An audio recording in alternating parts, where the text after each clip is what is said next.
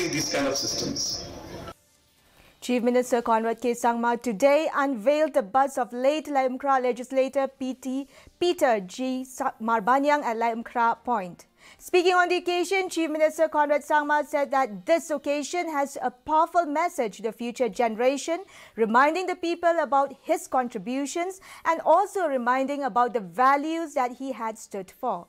It may be mentioned that late Peter G. Marbaniang was a member of the Meghalaya Legislative Assembly between 1972 to 1989. He also represented the Shillong Lok Sabha constituency from 1989 to 1996 in the Lok Sabha. Among the children of Marbaniang who were present on the occasion include East Shillong MLA Amprin Lingdor and SP of West Khasi Hills Herbert G. Lingdor.